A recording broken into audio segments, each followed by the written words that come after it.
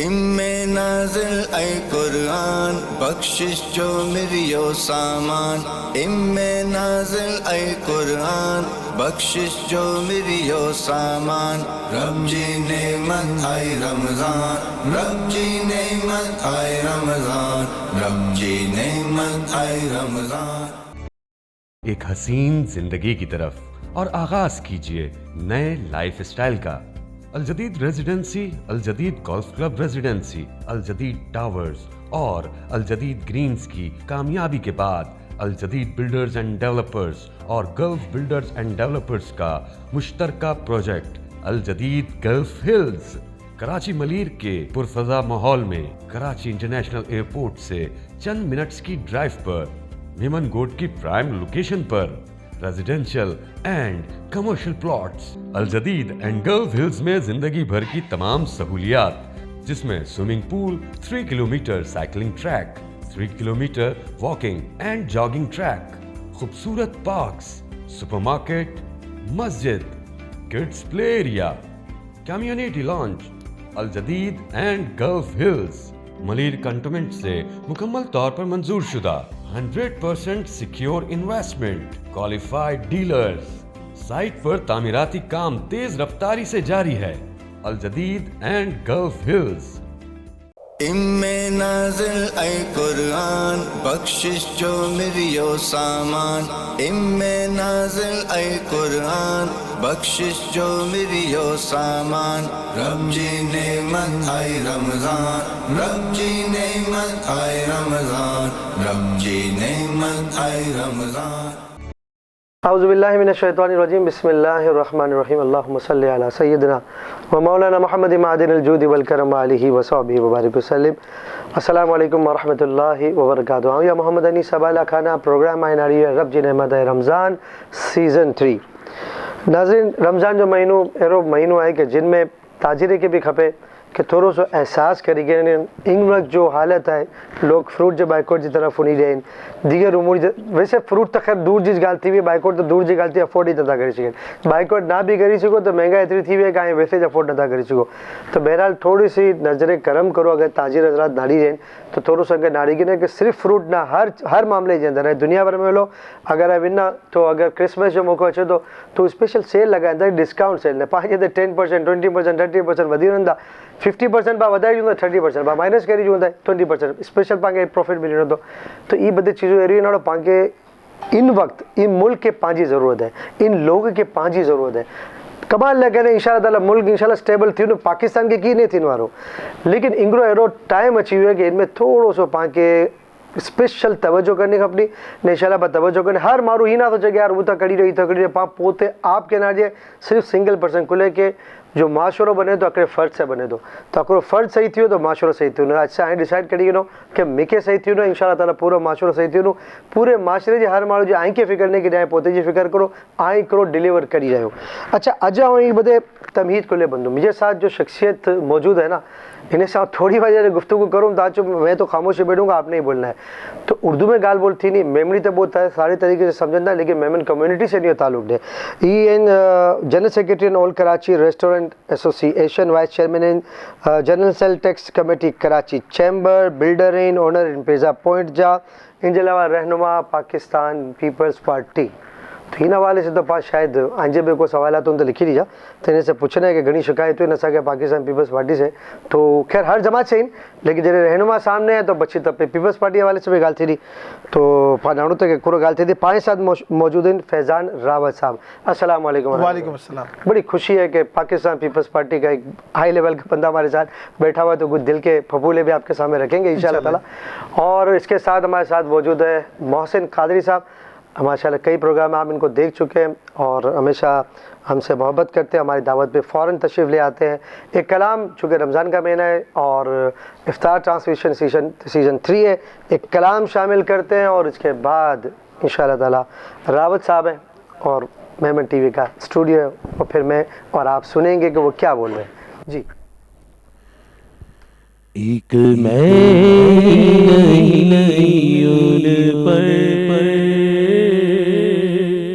कुर्बान ज़माना है, एक मैं ही नहीं उन पर कुर्बान ज़माना है। एक मैं ही नहीं उन पर कुर्बान ज़माना है। हाँ एक मैं ही नहीं उन पर कुर्बान ज़माना है। जो रब्बे दो आलम का महबूब यगाना है।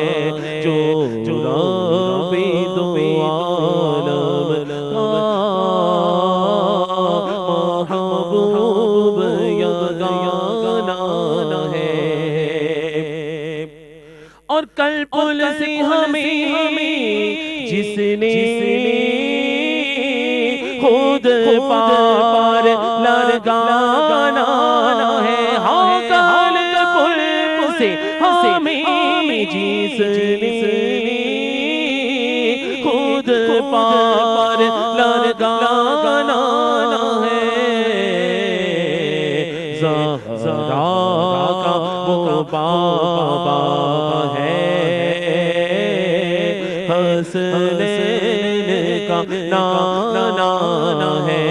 ज़हरा का वो बाबा है, हसनैन का नाना है। और आओ दर ज़हरा पर फैलाए हुए दामन। आओ दर ज़हरा पर फैलाए हुए दामन। आओ दर ज़हरा पर फैलाए हुए दामन। ये असल करीमों की लजपाल घराना है। ये असल करीमों की लजपाल घराना है। और महरूम करो इसको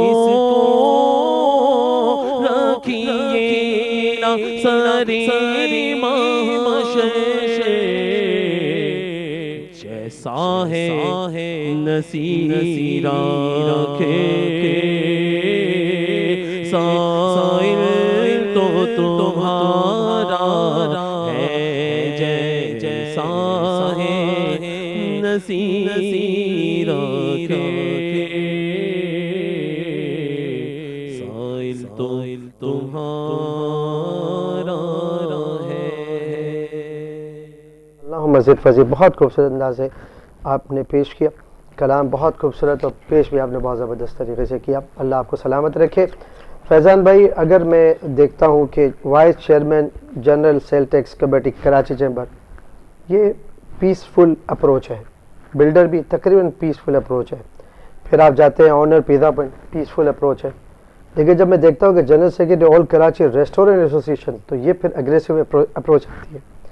और फिर इसके बाद में रहनुमा पाकिस्तान पीपल्स पार्टी जो इलेक्शन लड़ने जाना है, तो ये और भी एग्रेसिव अप्रोच नज़र आती है। एक पीसफुल कारोबार, फिर एग्रेसिव, आपका मिजाज किस तरीके से, ये बताएं, और आगाज़ किस तरीके से ये बताएं। अस्सलाम वालेकुम। पहले तो बहुत शुक्रिया आपका मेमन टीवी पे इनवाइट करने का। और मैं मेमन टीवी को काफ़ी अर्से से फॉलो कर रहा हूँ और मैं तारीफ़ करूँगा अली गोडिल साहब की कि वो चला रहे हैं इसको और अच्छे तरीके से रन कर रहे हैं। और ये जो टीवी चल रहा है ये मेमनों पे एक एहसान है उसका, तो मेमन भी याद रखें कि मेमन टीवी को और सपोर्ट करें। सैटेलाइट पे जाना चाहिए आपका चैनल और आगे जाना चाहिए। एक बहुत बड़ी आबादी आपको देखती है। और जो मैं एक बात कहता हूँ कि कराची से 600 अरब 6000 अरब जो टैक्स पाकिस्तान से जमा होता है, उसका हिस्सा 4000 अरब जो है इस शहर से दिया जाता है। तो अगर इसको मेमन को माइनस कर दें तो ये जमा नहीं हो सकता। तो मैं, और अभी नई पाक सल्लल्लाहु अलैहि वसल्लम की नात, इन्होंने नात रसूल मकबूल पढ़ी, उससे पहले आपने जिक्र किया फ्रूट का, तो मैं अपने नबी की बात को आगे बढ़ाता हूँ। आपने जिक्र किया कि बहुत सारे ममालिक अपने क्रिसमस पे डिस्काउंट लगा देते हैं। मैं इससे आगे की बात करता हूँ, वो यहूदी, वो ईसाई ममालिक आपके मुसलमानों के त्यौहार पे उनके स्टोर्स में डिस्काउंट लग जाते हैं।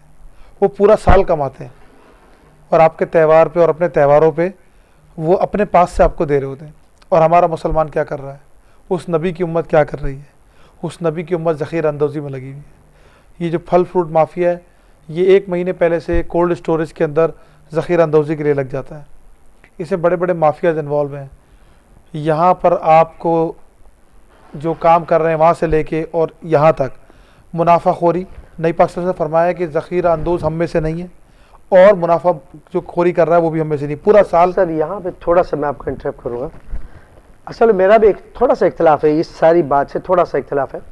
वो ये कि हम, ये आपने देखा होगा फेसबुक पे पोस्टर्स लगे होते हैं, ये कौम क्या कर रही है। ये कौम तो नहीं कर रही ना, कौम के साथ जुल्म हो रहा है। आप ये कहें कि चंद लोग हैं, क्योंकि मुसलमान नहीं कर रहे हैं, मुसलमान तो इफेक्ट ही है। भाई फ्रूट महंगा कौन खरीद रहा है? कौम खरीद रही है। वो तो चंद बाजार के लोग हैं। इस वजह से थोड़ा सा आप ये डिफरेंशिएट करना। मैं थोड़ा सा इसको सही करूंगा। जी जी, थोड़ा सा आपको बताऊं कि हम लोग इज्तिमाई तौर पे थोड़े से डिस्टर्ब हो गए हैं और चीज़ों को ख़राबी की तरफ ले गए हैं। हमें किसी यहूदी ने नहीं बोला कि 2 पंचर के 8 पंचर बोलो, किसी यहूदी ने नहीं बोला दूध में पानी मिलाओ, किसी यहूदी ने नहीं बोला महंगा माल बेचो, किसी ईसाई ने नहीं बोला ये सब। बिल्कुल सही, बिल्कुल सही। हमें अपनी इस्लाह करनी पड़ेगी और अपने गिरबानों में की गुंजाइश हर जगह पे मौजूद है। इसीलिए हमने जो कॉल दी थी ये फल फरोश माफिया के खिलाफ स्ट्राइक की। आपने कहा पाकिस्तान पीपल्स पार्टी के मैं रहनुमा हूँ। पाकिस्तान पीपल्स पार्टी मैंने ज्वाइन की 5 फरवरी को। उससे पहले मैं डिफरेंट ताजिर तंजीमों को चलाता रहा हूँ और उसमें किरदार अदा करता रहा हूँ और अपने किरदार से 2020 के अंदर कोविड के अंदर भी काफ़ी काम करता रहा हूँ। थोड़ा सा मैं आपको बताता चलूँ कि ये जो कैंपेन शुरू की गई ये तो एडमिनिस्ट्रेशन के खिलाफ है, मतलब एडमिनिस्ट्रेशन फेल हो गई इसका मतलब है। सही बात। तो आप मेरा मिजाज चेक कर लें कि पीपल्स पार्टी में होते हुए मैं हवा की दूसरी रुख अपनाता हूँ, वो रुख जो अवामी रुख है, वो रुख जो बर्निंग इशूज़ जो सही है, जो सही रुख है। इस वक्त आप ये देखें कि ये शहर, जिस शहर में आप बैठे हुए, इस शहर में 1 महीने पहले से भिखारियों की रेल गाड़ियाँ आना शुरू हो जाती हैं और उन भिखारियों को पिक एंड ड्रॉप तक दिया जाता है। उससे होता क्या है, आपके भाई का हक मारा जाता है, आपके रिश्तेदार का हक मारा जाता है, आपके उस कमज़ोर दोस्त का हक मारा जाता है जिसको आप सपोर्ट करना चाहते हैं, लेकिन इन भिखारियों को आप पैसे बांट देते हैं। जो भिखारी पेशावर भिखारी हैं, ये 3000 रुपये डेली से लेके 25,000 रुपये डेली कमाते हैं। इनके अंदर एक कैटेगरी है जो सबसे हाई क्लास भिखारी होता है, जिसके हाथ पाँव नहीं होते, जिसको आप देख के कराहत दिखाते हैं, वो 25 से 30,000 डेली कमाता है। आप हैरान हो जाएंगे। तो आप बोलेंगे 9 लाख कमा रहा तो कपड़े क्यों नहीं बदल रहा, गाड़ी क्यों नहीं ले रहा? अरे भाईजान, वो उसका एक्ट है, बेसिकली वो तो एक्टर है, प्रोफेशन है उसका। वो अपना प्रोफेशन छोड़ देगा तो उसको 30,000 रुपये थोड़ी मिलेंगे। आपके मेरे जैसे अच्छे कपड़े पहन लेगा, फिर आप पैसे दोगे उसको? साल में घर जाते हैं। अब आप आते फ्रूट के ऊपर, दूसरी चीजों के ऊपर। तीसरी चीज ये, मैं सिर्फ इतना कहना चाह रहा हूँ कि आप हर चैनल पर जाते हैं, थोड़ा सा इसको अगर आप इस पॉइंट ऑफ व्यू से लें कि इफेक्टिव हम खुद हैं। भाई यहूदी नहीं है, ईसाई नहीं है, मुसलमान ही तो इफेक्टिव है। मतलब इफेक्ट किसको हो रहा है? आप फ्रूट लेने जा रहे हैं ना, आप तो ज़ख़ीरा अंदोज़ी नहीं कर रहे। तो इफेक्टिव आए तो हम जो रिप्रेजेंट करते हैं ना, वो ये पूरे माशरे को करते हैं कि गोया सारे मुसलमान से। क्योंकि देखिए, जब सैलाब का मामला आया था तो जो टेंट था, अगर वो 10,000 का था तो 40,000 का हो गया। 40,000 का लिया किसने? आपने लिया, मैंने लिया ना, हमने पाकिस्तानियों ने लिया। तो कमाया किसने? ताजिरों ने कमाया, चंद लोगों ने। तो थोड़ा सा इस पे थोड़ा सा हमारे ऊपर। अच्छा, इसमें भी मैं आपको दुरुस्त करता चलूं कि इसमें हमारे ताजिरों ने दिल खोल के काम किया। वो दिए। अब ये जिस कैटेगरी की आप बात करते हैं वो आटे में नमक भी नहीं है। हाँ, वही हमारे ताजिरों ने, जिस कराची में आप बैठे हुए हैं, सैलाब में ये खड़ा होता है, जलजले में ये कराची खड़ा होता है। इसके बाद आप ये देखें कि हर आफत में ये शहर खड़ा होता है। बिल्कुल सही बात। ये शहर पूरे पाकिस्तान को अपना कलेजा काट के पाल रहा है, ये शहर अपना खून पिला के पाल रहा है। लेकिन इस शहर के साथ होता क्या है? इस शहर के साथ सियासत हुई है। इस शहर में एक जमात खड़ी होती है जी मैं इसका हमदर्द हूँ, दूसरी जमात खड़ी होती है मैं इसका हमदर्द हूँ, तीसरी जमात खड़ी होती है मैं इसका हमदर्द हूँ, लेकिन कभी उन्होंने हमदर्दी सिर्फ बातों के अलावा कभी ग्राउंड पे नहीं दिखाई। आप पंजाब को देख लें, पंजाब के अंदर क्या हुआ कि उनके यहाँ अगर काफ लीग आई तो काम हुआ, नून लीग आई तो भी काम हुआ, कोई और भी चीज आई तो भी काम हुआ। पंजाब में कभी भी काम नहीं रुका, पीपल्स पार्टी आई तो भी काम हुआ। इसका मतलब पंजाब के लोग समझदार हैं, पंजाब के लोगों ने अपने ऊपर पैसा लगाया, इंफ्रास्ट्रक्चर लगाया।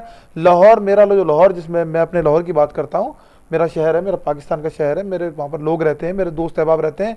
वो शहर जिस पे 20 साल पहले गधे घोड़े की लीते रोडों पे पड़ी होती थी और वो लोग हमें देखने आया करते थे, आज हमारा हाल देख लें और उनका हाल देख लें। हमारे यहाँ 20 से ऊपर गाड़ी स्पीड पे नहीं जा पाती। आपके शहर में प्रायोरिटीज क्या है? गवर्नमेंट की प्रायोरिटीज देखनी पड़ेंगी कि आप 50 लाख के शहर को मेट्रो दे रहे हो, मुल्तान को दे रहे हो, इस्लामाबाद को दे रहे हो, फिर 1 करोड़ की आबादी लाहौर को भी आप ऑरेंज ट्रेन दे रहे हो, मेट्रो दे रहे हो। तो जो मेरे यहाँ से पैसे कमा के मेरे यहाँ ही नहीं लगा रहे आप, 3.5 करोड़ की मेरी आबादी है, गिनते भी आप लोग पूरा नहीं हो। क्यों नहीं गिनते आप पूरा? हमारे यहाँ जो लोग आके रहते हैं वो कराचीआइट्स हैं। मैंने हर पठान को, सिंधी को, पंजाबी को कराचीआइट मान लिया, लेकिन आप तो मानो कि वो कराचीआइट है, आप तो खुद ही नहीं मान रहे। आप हम पे इल्जाम लगाते हो कि हम उनको कराचीआइट नहीं मानते, हम उनको बोल रहे हैं जी वो गैर मकामी है। हम तो नहीं बोल ही नहीं रहे, आप तो लिख रहे हो गैर मकामी। हम तो सिर्फ चलो बोल रहे हैं ना गैर मकामी, आप तो लिख रहे हो गैर मकामी। आप तो दे रहे हो 1.5 करोड़ की आबादी और उसके ऊपर आप हमें बजट पास करते हो। हमारी आबादी 3.5 करोड़ की है। फर्ज करो जहां 100 अरब रुपए हमको मिलना चाहिए और 300 अरब मिलना चाहिए, 3 गुना ज्यादा हमको पैसे मिलने चाहिए। उससे हमारे पानी की डेवलपमेंट उसी हिसाब से, दूसरी चीजें भी हिसाब से। पानी का भी सुन ले, आप दुबई जाते होंगे, दुबई में कोई मीठे पानी की कहानी नहीं है। वहां पर उन्होंने अपने डिसैलिनेशन प्लांट लगा के डिसैलिनेट किया हुआ है और वो रोजमर्रा के तमाम काम उस डिसैलिनेशन प्लांट से करते हैं। पीने के लिए भले वो मिनरल वाटर के प्लांट्स हैं, कुछ और करते होंगे, ठीक है, वो इंपोर्ट करते होंगे, मैंने मान लिया। लेकिन हमारे यहाँ तो दोनों चीज अल्लाह पाक ने दी हुई है। अल्लाह पाक ने तो हमारे मुल्क को क्या नहीं दिया हुआ? पहाड़ हमारे पास है, बर्फ हमारे पास है, शहर हमारे पास है, 650 किलोमीटर की बेल्ट हमारे पास है। उसके बाद भी हमने शहर को डिसैलिनेशन प्लांट नहीं दिया, मास ट्रांजिट के मंसूबे नहीं दिए। 3.5 करोड़ की आबादी जो कि होने जा रही है 5 करोड़ और 6 करोड़ की। आज से 15 साल पहले कराची की क्या आबादी थी? हम लोग उस वक्त बोलते थे 1.5 करोड़ की आबादी है, आज 3.5 करोड़ की पहुंच गई। इसको उसी रेशियो से मल्टीप्लाई कर दो, 6 करोड़ की आबादी। आपका बच्चा अगर 10 साल का है, जब वो 25 साल का हो जाएगा तो इस शहर की आबादी 6.5 करोड़ होगी। और खुदा ना खास्ता कोई डिजास्टर हो गया, आपके यहाँ डिजास्टर मैनेजमेंट ही नहीं है। आप एक 10वें फ्लोर की बिल्डिंग की आग को काबू नहीं पा सकते। आप यहाँ पर जब पानी वैसे तो होता नहीं है, और अगर बारिश हो जाए, बारान रहमत बरस जाए, तो दूसरे फ्लोर तक पानी देखा है शहर के अंदर मैंने। तो सर ये भी तो बताया ना कि आप इतनी जबरदस्त आपने जो निशानदेही की, बिल्कुल सही बात है, इसमें दो राय हो ही नहीं सकती। तो आप पीपल्स पार्टी में शामिल हुए जो एक अरसा दराज से कराची पूरे सिंध पे हुकूमत करती रही है, तो खराबी कहाँ है, कहाँ प्रॉब्लम है, आपने डिस्कस तो की होगी ना आप जब शामिल हुए, तो वहां से क्या जवाब आता है? ये तो आपने प्रॉब्लम्स बता दी, बिल्कुल सही कहा आपने, बल्कि इससे ज्यादा ही होंगे। तो उनका क्या जवाब है? आप तो रहनुमा है ना, तो आपको उन्होंने क्या जवाब दिया कि हम तो 30 साल से यहाँ पे हुकूमत कर रहे हैं, तो फिर खराबी कहाँ है? फिर आप पीपल्स पार्टी को ज्वाइन करो। तो हमारा तो सवाल बनता है ना, जो 30 साल से कुछ नहीं कर सके, आप उसी के रहनुमा बन सके। तो मैं अगर आपसे ये कहूँ कि आप इसलिए बन गए कि भाई चलती गाड़ी में आप बैठ गए, तो भाई ये जीत जाएगी, तो आप इसलिए बैठ, आप इसका जवाब दें। आपका एतराज तो बहुत सही है, मैं अब आके चलता हूँ बात को। आपने देखा होगा हमारे ताजिर बहुत समझदार लोग हैं। मैं तमाम ताजिरों को दावत देता हूँ कि हमारे ताजिर सियासत से बचते हैं। हमारा ताजिर सियासत नहीं करना चाहता, क्योंकि सियासत एक सियासत जो है ना, एक जो है वो समझे आप, ये एक फलाही काम है। सियासत करना बेसिकली वेलफेयर करना है। तो हमारे जितने ताजिरन को मैं दावत देता हूं, जो जमात तुमको अच्छी लगती है तुम उसको ज्वाइन जरूर करो, ताकि हम आगे बढ़े और लोगों को समझा सकें। अब पीपल्स पार्टी मैंने क्यों ज्वाइन की? पीपल्स पार्टी ज्वाइन करने का मकसद मेरा ये है कि देखें, जिस शहर में 30 साल से वो लोग काम कर 30 साल से सिंध के अंदर किसी ना किसी तरीके से वो हुक्मरान रहे, ऑन एंड ऑफ उनके लोग रहे, लेकिन उनकी ये शिकायत है कि ना हमारा MNA और ना हमारा MP है और ना हमारा काउंसलर आपके कराची से जीता हुआ है। उसके बावजूद जो फंडिंग होती है वो MNA MPs के अकाउंट में होती है। जब हम यहाँ से जीते नहीं है तो हम कैसे फंड लगा सकते हैं? और जिनको हम फंड प्रोवाइड करते हैं वो फंड खा जाते हैं। उनका इल्ज़ाम है कि वो खा जाते हैं और लगाते नहीं है। तो मेरा उनसे सवाल था जी अपने पीछे क्या कर लिया? तो उन्होंने कुछ चीज़ें बताई। अब पिछले 1.5 साल से मैंने एक चीज़ देखी है कि मुर्तज़ा वहाब साहब जब से आए, आपने भी काम देखा होगा, हमें अच्छे काम को अप्रिशिएट करना चाहिए। अभी NICVD के अंदर दुनिया का सबसे बड़ा NICVD सेंटर बिलावल साहब ने इफ्तिताह किया। अभी जो जौहर वाला जो फ्लाईओवर है वो उन्होंने इफ्तिताह किया। उसके बाद जो डिफरेंट काम हो रहे हैं इफ्तिताह किया। मैं आपको डिस्ट्रिक्ट सेंट्रल की बात करता हूँ। आसिम हुसैन साहब मुझे इस पार्टी में इंट्रोड्यूसर है मेरे, वो मुझे लेकर आए, उन्होंने मुझे इलेक्शन के लिए राज़ी किया। उन्होंने बताया मुझे, फैज़ान मैंने इस डिस्ट्रिक्ट सेंटर के लिए CM साहब से 15 अरब रुपए का फंड मांगा, जिसमें उन्होंने 5.5 अरब रुपए का फंड एलोकेट किया और डिस्ट्रिक्ट सेंट्रल में वो फंड लगा है, आप आके देख सकते हैं। और इस वक्त भी लग रहा है। पिछले 1.5-2 साल से जो पीपल्स पार्टी का मिजाज है, मैं उसको स्टडी कर रहा हूँ। मेरा कहना तो ये, आसिफ जरदारी साहब ज़्यादातर कराची में रहे, उनको मेरे ख्याल से सिंधी भी नहीं आती, अगर आती है तो फिर मुझे बोल के दिखाएं। मुझे नहीं लगता उनको आती होगी। बेसिकली वो कराची आइट्स हैं, मैं उनको कराची आइट मानता हूँ क्योंकि वो कराची में रहे ज़्यादातर। मेरा उनसे ये है कि भाई आपका हक है, अब आपने कराची में लगाना है। उन्होंने भी कहा कि जी ठीक है, कराची के लोग आगे आते हैं तो हम ज़रूर लगाएंगे। बिलावल साहब तो कराची में पैदा हुए हैं, ठीक है। मोहतरमा बेनज़ीर भुट्टो ने कराची के लिए काफ़ी काम किया। अब आपको एक चीज़ देखते आए होंगे कि 2016 से पहले यहाँ के डायनेमिक्स कुछ और थे, तो उस डायनेमिक्स को चेंज करने के लिए, ग्रास रूट लेवल पे जाने के लिए मेरा कराची आइट्स को ये मशवरा है कि मेरा एक और भी इशू है। मैं ये कहता हूँ, अगर मैं पीटीआई से जीत जाता हूँ, मैं पीटीआई से इलेक्शन लड़ता जीत जाता, मैं किसी शहर के लिए क्या कर सकता था? कुछ भी नहीं। मैं आपसे गिला ही करता, फंड नहीं है कराची में, तो यही मसला है, फंड नहीं है। अब अगर मैं एमकेएम से जीत जाता तो भी मैं यही बोलता जी मेरा फंड नहीं है। कम से कम पीपल्स पार्टी से हारने के बाद भी मैं कुछ लोगों के काम कर सकता हूँ। इस वक्त भी मैं लोगों के काम कर रहा हूँ, अच्छी सोच है, लोगों के काम कर रहा हूँ। सीएम साहब से भी बात होती है, मुर्तज़ा अवाइफ साहब से बात होती है, आसिम साहब से बात होती है, डिस्ट्रिक्ट सेंट्रल में डीसी साहब से बात होती है। कुछ ना कुछ हम लोगों के लिए वहां पर कर रहे हैं और करते चले आ रहे हैं। अब हमारा शामिल होने का मकसद यही है कि जहां पर अगर खराबी है, एक घर में खराबी है, वो मेरा मुल्क है, मेरा शहर है, यहाँ पर डिफरेंट जगहों पे खराबी है, तो मुझे उस बिल्डिंग में दाखिल होना पड़ेगा। तो मैं दाखिल हो गया हूँ, इंशाल्लाह चीज़ों को बेटरमेंट की तरफ लेके जाएंगे। ये बिल्कुल सही कहा। एक वक्फा लेंगे नासिन, ये गाल बिल्कुल सही है कि सारा मारू तो अचनाच का जॾहिं तक सारा मारू नहीं अचन ताई खाली चोया करो कि ही खराब है वो खराब है, तो आए पोते के कुले पेश नथा करो, पोते आपके पेश करो, पछी के ख़बर पड़ी। जो फैज़ान भाई हैं जॾहिं अंदर घुसिया आहिनि त हिनखे ख़बर है पाने मत बेशक केतिरी भी तनक़ीद करी गिनूं, लेकिन ये गाल तो बिल्कुल सच्ची गाल है कि अंदर घुसिया तो आहिनि भाई, की न की तो डिलीवर करना, कराची जा मारू आहिनि की तो कराची करना ना इंशाल्लाह ताला। तो सारे मारू के जो कोई भी जमात से ताल्लुक़ रखे तो कराची ले जो कम करी रहियो स्पेशली उनके ज़रूर सपोर्ट करो। अकड़ो वफ़ो घुरो तो वापस अचो था ने अकड़ो कराची नौजवान जो अकड़ो मसलो है वो भी पाने के गोश गुज़ार करना। अक्सर माण्हू मूंखे शिकायत करनि था, वो भी इनखे चूं इंशाल्लाह ताला वक़फ़ो घुरो तो वक़फ़े ते वापस अचूं। इम्मे नाज़िल ऐ कुरान बख्शिश जो मिरियो सामान, इम्मे नाज़िल ऐ कुरान बख्शिश जो मिरियो सामान। रब जी नेमत आए रमज़ान, रब जी नेमत आए रमज़ान, रब जी नेमत आए रमज़ान।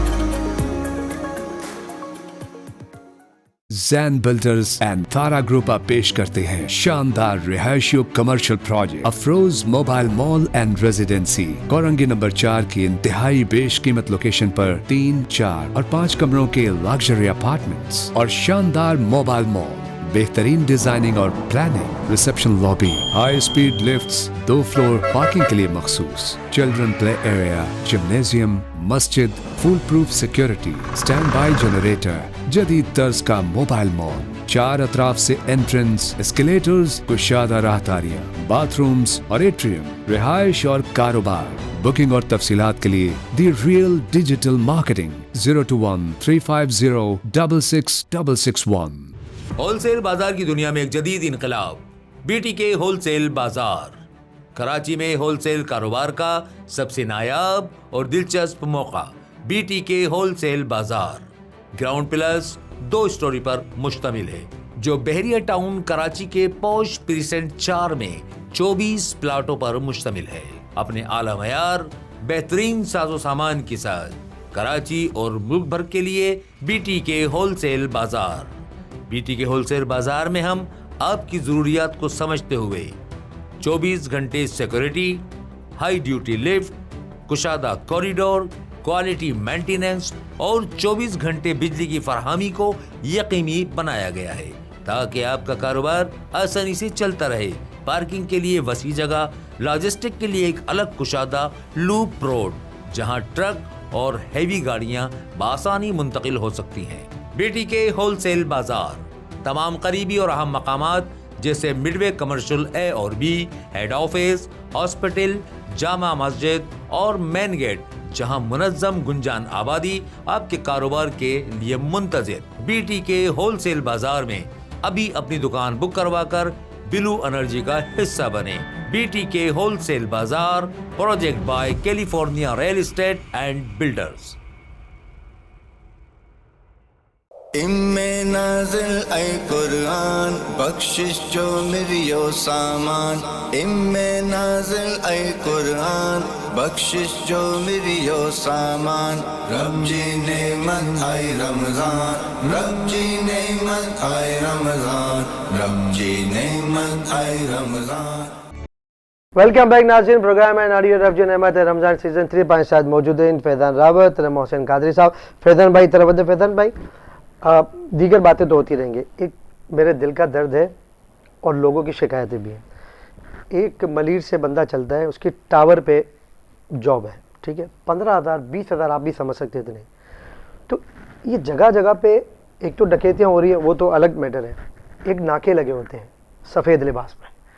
सर वो 20,000 रुपये कमाने वाला बंदा कितने नाकों से बचेगा? सबको 50-50 100-100 रुपये देते हुए आगे जा रहा है। तो इसके लिए तो आप कुछ कर सकते हैं कि ये जो हर जगह पे नाके, आप समझ गए होंगे मेरा इशारा किस तरफ है।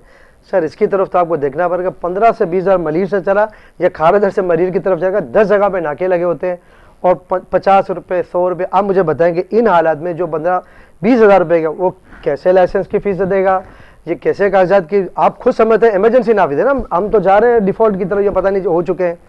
तो इसके लिए आप थोड़े से 2 वर्ड आप कह दें कि क्या कर सकते हैं। इन नौजवानों का दिल की जो है ना दुआएं आप ले लेंगे, इसके बारे में क्या कहेंगे? कराची देखें एक मेट्रोपॉलिटन सिटी है, ये तो मानते हैं आप? बिल्कुल। इसके अंदर कुछ लोग बोलते हैं 3.5 करोड़ आबादी है, मैं इससे भी आगे जाऊंगा, 4 करोड़ भी हो चुकी है। अब इस 4 करोड़ को संभालने के लिए डिफरेंट जगहों पे नाकों की तो ज़रूरत है, ठीक है, लेकिन वो नाके किस किस्म के होने चाहिए और सेफ सिटी के लिए कैमरास किस किस्म के होने चाहिए। एक बात याद रखें, ये जो हमारी कौम है ना, ये बस अल्लाह से नहीं डर रही है, ये डर रही है कैमरे की आँख से। कराची में इस वक्त 3.5 करोड़ की आबादी है, तो 3.5 करोड़ आंखें हैं। अगर इस तरह के नाके आपसे कोई चीज़ लेते हैं, उसी वक्त उनकी वीडियो बनाएं। एक से ले रहे हैं ना, उसी वक्त उनकी वीडियो बनाएं और फॉरवर्ड करें, हमें भी फॉरवर्ड करें और लगाएं भी। ये इनकी हिम्मत नहीं हो सकेगी आपसे पैसे लेने की। दूसरी चीज़ एक और है, ट्रैफिक पुलिस के वाले अपने डॉक्यूमेंट्स है ना वो पूरे रखें।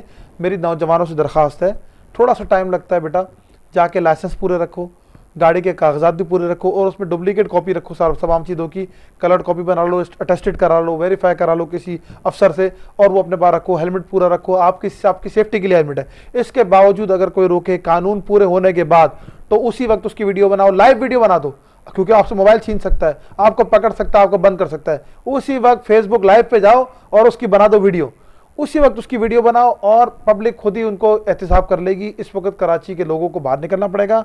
मैं एक बात कह रहा हूँ कि कराची के लोगों को, कराची के लड़कों को, बल्कि मैं एक आप समझे आम फहम में एक बात कह देता हूँ कि कराची के लौंडों को बाहर निकल के काम करना पड़ेगा, लोगों की मदद करनी पड़ेगी, मोहल्ला कमेटियाँ बनानी पड़ेंगी। ये जो चोरियाँ डकैतियाँ हो रही हैं ये रुक सकती हैं। अपने कैमरों को डेवलप करें, हम भी बात करते हैं, आप भी बात करें। मैंने तो बोला नौजवानों को इस हद तक ट्रेन करें, पहले तो इस हद तक ट्रेन करें कि वो कम से कम चोरी डकैती के, आप अपने माल के लिए अगर जान चली जाए तो शहादत है। अपने माल को बचाने के लिए जान चली जाए तो वो शहादत है। तो ये जो हमारे यहाँ चोरी डकैती हो रही है, हमारे ही डरने की वजह से हो रही है, हमारे अंदर के डर की वजह से हो रही है। पहले तो मोहल्ले वालों ने लगाए थे, पेशावर में क्यों नहीं होती? सब मोहल्ले वालों ने तो लगाए। पेशावर में क्यों नहीं होती डकैतियां? कोयटा में क्यों नहीं डकैतियां हो रही?